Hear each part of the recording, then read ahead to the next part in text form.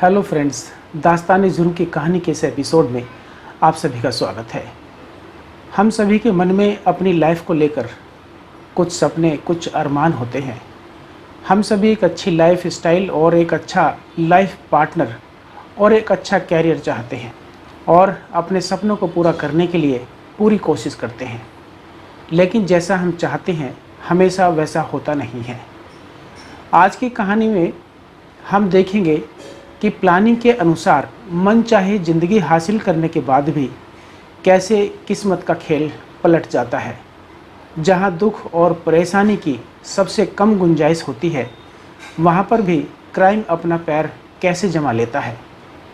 एक लड़की की सबसे बड़ी ख्वाहिश यही होती है कि उसे एक अच्छा, केयरिंग और प्यार करने वाला लाइफ पार्टनर मिल जाए, जिसके साथ वो हंसी खुशी से अपनी पूरी ज़िंदगी बिता सके, कोई गम ना हो और कोई दुख ना हो। मंजीत बसरा की ज़िंदगी किसी खूबसूरत सपने से कम नहीं थी। अच्छी और बेहतर ज़िंदगी की तलाश में मंजीत बसरा का परिवार भारत से वैंकूवर, कनाडा आया था। मंजीत ने अपनी ज़िंदगी में सब कुछ बहुत पहले से ही प्लान किया हुआ था और वो हासिल भी किया था। मंजीत एक टीचर बनना चाहती थी और वैसा ही हुआ। इसी दौरान मंजीत की मुलाकात मुख्तियार पंघाली से हुई। पहले ही मुलाकात में मुख्तियार और मंजीत एक दूसरे को पसंद करने लगते हैं और उसके बाद प्यार होता है और अब दोनों शादी भी करना चाहते थे और इसके लिए उन दोनों के परिवार वाले भी सब राजी थे, खुश थे। अच्छा कैरियर, मनचाहा लाइफ पार्टनर और फैमिली का सपोर्ट, मंजीत की लाइफ सही मायनों में एक परफेक्ट लाइफ थी। लेकिन 16 अक्टूबर 2006 को 4 महीने की प्रेग्नेंट मंजीत बसरा योगा क्लास से वापस आ रही थी। शायद कभी उसने सोचा नहीं होगा कि उसकी परफेक्ट लाइफ का अंत कुछ इस तरह से भी हो सकता है। 16 अक्टूबर 2006 को मंजीत बसरा के गुमशुदगी की खबर सामने आती है और 5 दिन बाद उसकी जली हुई लाश समुद्र के किनारे एक सुनसान इलाके में पड़ी हुई मिलती है। पुलिस इन्वेस्टिगेशन टीम और मंजीत के परिवार वालों को यकीन नहीं हो रहा था कि कोई इसके साथ ऐसा भी कर सकता है। आखिर मंजीत से किसी की क्या दुश्मनी हो सकती है, जिसने मंजीत को मारने से पहले ये भी नहीं सोचा कि वो प्रेग्नेंट है। ऐसा करने वाला सच में कोई शैतान ही हो सकता है। इस केस ने न सिर्फ मंजीत के परिवार वालों को बल्कि कई लोगों को झकझोर दिया था और उससे भी बड़ी सनसनी तब फैली जब इस हत्या के असली कातिल का पता चला। क्या हुआ था मंजीत के साथ और कौन था इस कत्ल के पीछे, इन सब सवालों का जवाब पाने के लिए वीडियो के आखिर तक आप हमारे साथ बने रहें। मंजीत बसरा भारतीय मूल की कैनेडियन महिला थी जो अपने पति मुख्तियार पंघाली और अपनी 3 वर्षीय बेटी माया के साथ ब्रिटिश कोलंबिया, कनाडा में रहती थी। मंजीत का बचपन काफ़ी खुशहाल था।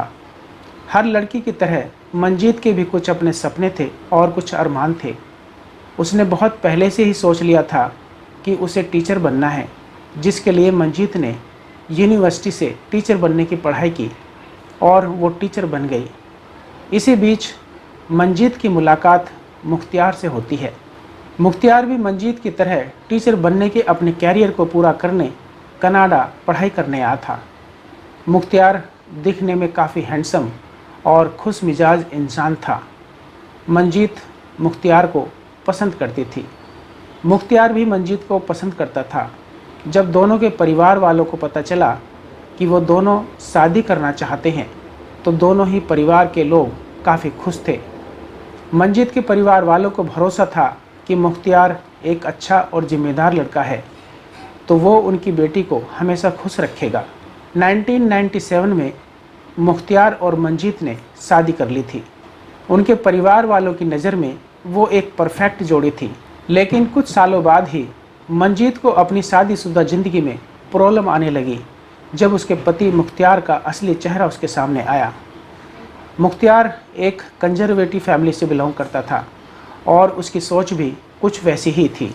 उसके अनुसार मंजीत यानी उसकी पत्नी को उसके लिए खाना बनाना उसकी सेवा करना, जब वो घर लौटे तो खाने की टेबल पर उसके लिए लजीज खाना होना चाहिए था।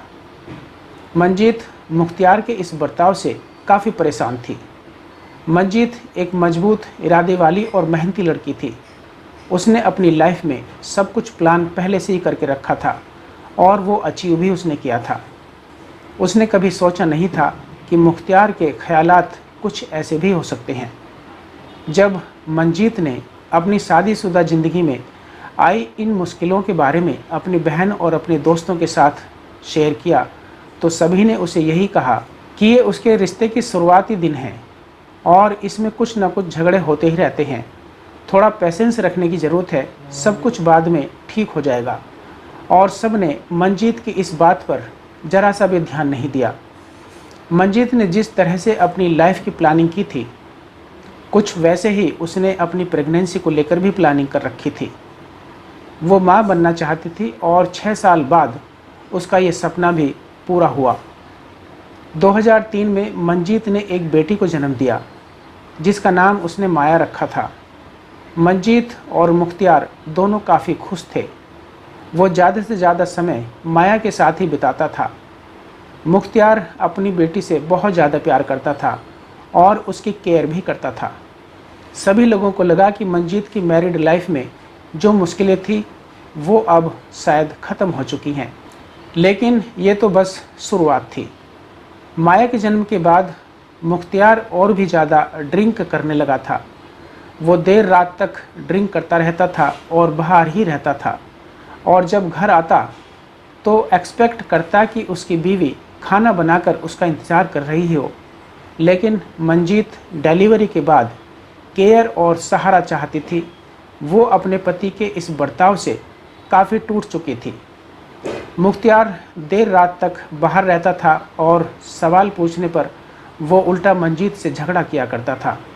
मंजीत की मुश्किलें मुख्तियार के इस बर्ताव से और भी ज़्यादा बढ़ गई थी और वो डिप्रेशन में चली गई थी।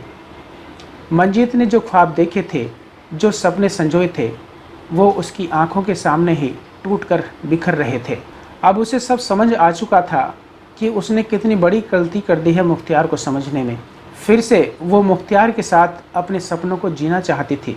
फिर से मुख्तियार का प्यार पाना चाहती थी। मंजीत एक और बच्चा चाहती थी, पर रोज़ रोज़ के झगड़े के कारण उसे लगने लगा था कि अब ये मुमकिन नहीं है। लेकिन कुछ समय बाद ही फिर से खुशी ने मंजीत के दरवाजे पर दस्तक दी। मंजीत अब प्रेग्नेंट थी और इस बात से मुख्तार भी बहुत खुश था। पहले तो मंजीत को लगा कि दूसरे बच्चे को इस माहौल में लाना ठीक नहीं होगा, क्योंकि उनका रिश्ता टूटने की कगार पर था। डेली के झगड़ों से मंजीत परेशान हो चुकी थी। लेकिन फिर अचानक मुख्तियार का बर्ताव काफ़ी बदल चुका था। वो मंजीत को पहले की तरह प्यार करता और उसकी केयर भी करने लगा था। मंजीत काफ़ी खुश थी। उसे लगा कि उसे उसका खोया हुआ प्यार वापस मिल चुका है, और इसके परिवार वालों को भी लगा कि अब इन दोनों की गाड़ी फिर से पटरी पर आ चुकी है। लेकिन उन्हें क्या पता था कि ये खुशी चंद पलों की मेहमान थी, जो कि आने वाले गम के अंधेरे को ढकने का काम कर रही थी। 18 अक्टूबर 2006 को मंजीत योगा क्लास से निकली थी, लेकिन इसके बाद वो घर वापस नहीं लौटी। अगले दिन मंजीत के पति मुख्तियार ने मंजीत के घर वालों को फ़ोन करके बताया कि मंजीत कल रात से घर वापस नहीं आई है और उसे काम पर भी जाना है और माया को भी स्कूल जाना है। मंजीत के घर वालों ने मंजीत की बहन को फ़ोन किया और सब कुछ बताया। मंजीत के घर वालों ने मंजीत के सभी दोस्तों को फ़ोन करके पूछा, पर वो किसी के पास नहीं थी, किसी के घर वो नहीं गई थी। दरअसल जब भी मंजीत का झगड़ा मुख्तार से होता था तो वो अक्सर किसी को बिना बताए घर से कहीं दूर होटल या किसी दोस्त के घर चली जाया करती थी, ताकि वह कुछ देर सुकून से मुख्तियार से दूर रहकर समय बिता सके। सभी को लगा शायद फिर से ऐसा ही कुछ हुआ होगा और मंजीत वापस आ जाएगी, लेकिन इस बार वो अपनी बेटी माया को अकेली छोड़कर चली गई थी, जबकि ऐसा उसने पहले कभी नहीं किया था। अब सभी को लगने लगा कि कुछ तो गड़बड़ है। मंजीत कभी भी अपनी बच्ची को इतनी देर तक अकेला नहीं छोड़ा करती थी और आखिरकार 26 घंटे बाद मुख्तियार ने मंजीत की मिसिंग रिपोर्ट दर्ज कराई। मुख्तियार ने हॉस्पिटल भी फ़ोन किया कि कहीं मंजीत का कोई एक्सीडेंट तो नहीं हो गया है। वो अपने घर और पहचान वालों को फ़ोन कर रहा था कि कहीं किसी ने उसको देखा हो या उसकी कोई खबर हो, लेकिन कहीं से कोई खबर नहीं मिली। सभी को काफ़ी चिंता होने लगी थी। अब सभी को लगा कि मंजीत का अपहरण हो चुका है। मीडिया ट्रायल में भी मंजीत के पति मुख्तियार ने मंजीत की सलामती और वापसी के लिए अपील की थी। मुख्तियार काफ़ी परेशान और दुखी था। सभी इसे दिलासा दे रहे थे, लेकिन कहीं से कोई इन्फॉर्मेशन नहीं मिल रही थी। इन्वेस्टिगेशन में जब फ़ोन कॉल को ट्रेस किया गया तो पुलिस को कुछ भी खास नहीं लगा। फिर 23 अक्टूबर 2006 को साउथ डेल्टा के तट पर एक जली हुई लाश मिलती है। पोस्टमार्टम से पता चला कि वो लाश मंजीत बसरा की ही थी और उसके पेट में पल रहा बच्चा एक लड़की थी। इस खबर ने मंजीत के परिवार वालों को तोड़ कर रख दिया था। आखिर उनकी बेटी ने किसी का क्या बिगाड़ा था कि किसी ने इतनी हैवानियत के साथ उसे जलाकर मार डाला था। पुलिस इन्वेस्टिगेशन में पता चला कि मंजीत की मौत जलने से नहीं बल्कि गला घोंटकर मरने से हुई है। पुलिस को मंजीत की कार भी कुछ दूरी पर खड़ी हुई मिलती है और इन्वेस्टिगेशन से पता चला कि कार को ज़बरदस्ती ना तो खोला गया था और ना ही कार में किसी तरह के झड़प के निशान मिले थे। तो फिर आखिर वो कौन था जिसने मंजीत की हत्या की थी? अब पुलिस का शक मंजीत के परिवार वालों पर था। पुलिस ने मंजीत का बैकग्राउंड चेक किया और उन्हें ऐसा कोई भी सस्पेक्ट नहीं मिला जिसकी मंजीत से कोई दुश्मनी हो। तब एक बार फिर पुलिस ने मंजीत के पति मुख्तियार से पूछताछ की। पूछताछ के दौरान ये बात सामने आई कि मंजीत पिछले 1 साल से अपने कॉलेज के फ्रेंड टोनी से रेगुलर कांटेक्ट में थी। उससे देर समय तक बातें किया करती थी और कभी कभार डिनर पर भी उसके साथ जाया करती थी। पुलिस को भी टोनी पर अब शक हुआ और उन्होंने टोनी से पूछताछ की। पहले तो पुलिस को लगा कि ये कोई लव ट्रायंगल का या कोई अफेयर का केस हो सकता है, लेकिन टोनी से बात करने पर उन्हें पता चला कि टोनी का मंजीत के साथ ऐसा कोई रिश्ता था ही नहीं। जैसा कि मुख्तियार ने बताया था, टोनी और मंजीत सिर्फ एक अच्छे दोस्त थे और इस बात की पुष्टि तब हुई जब टोनी ने डिटेक्टर टेस्ट में भी सभी सवालों के जवाब सही दिए थे। और एक बार फिर पुलिस ने मुख्तियार से पूछताछ की। पुलिस का शक अब मुख्तियार पर था, लेकिन उन्हें मुख्तियार के खिलाफ ऐसा कोई सबूत नहीं मिला। एक बार फिर पूछताछ के दौरान पता चला कि मंजीत और मुख्तियार के परिवार में एक और शख्स है जो उसके काफ़ी करीब था, और वो था मुख्तियार का छोटा भाई सुखविंदर पंघाली। और वो मंजीत और मुख्तियार के घर के बेसमेंट में ही रहा करता था, लेकिन मंजीत के कहने पर मुख्तियार ने सुखविंदर को घर से निकाल दिया था, क्योंकि सुखविंदर ने ही मुख्तियार को शराब के नशे की लत लगाई थी। अब पुलिस का शक सुखविंदर पर था, लेकिन सुखविंदर के खिलाफ भी कोई सबूत नहीं मिला। जिस रात मंजीत गायब हुई थी उस रात सुखविंदर अपने दोस्तों के साथ था, जिसका सबूत उसने पुलिस को दे दिया था। अब एक बार फिर पुलिस का शक मुख्तियार पर था।